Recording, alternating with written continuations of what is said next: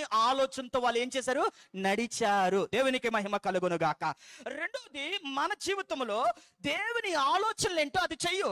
దేవుడు ఆలోచన ప్రకారంగా నడు. దేవుని ఆలోచన ప్రకారంగా నువ్వు వెళ్తే గుర్తు చేసుకో, దేవుని ఆలోచనతో వెళ్ళి నీతోని అప్పుడప్పుడు సమాధానం లేట్ అయినా ఖచ్చితంగా నీకు సమాధానం వస్తుంది. రాదా? దేవుని ఆలోచనతో వచ్చారు అబ్రహాము, సారా. బయటకు వచ్చారా లేదా? వచ్చారు. శ్రమలు వచ్చాయి, దేవుడు వాళ్ళతో మాట్లాడా లేదా?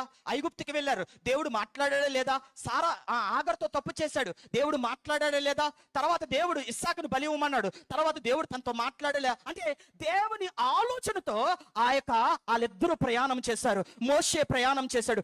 ఎందుకయ్యా మోషే నీ ఇల్లంతట్లో నమ్మకొస్తాడంటే, అక్కడ దేవుడు చెప్తున్న మాట, నాన్న నేను ఏం చెప్తున్నానో నా ఆలోచనతో మోషే నడిచాడు. ఈరోజు కూర్చున్న నీ జీవితంలో, నా జీవితంలో నీ ఇష్టం పనిచేయాలని కాదు కోరుకోకో, నీ కోరిక నెరవేరాలని కాదు దేవుడు మందిరానికి రావడం, నీ ఆలోచన జరగాలని ఉద్దేశంతో దేవుడు మందిరం కూర్చొని ప్రార్థన చేయకో.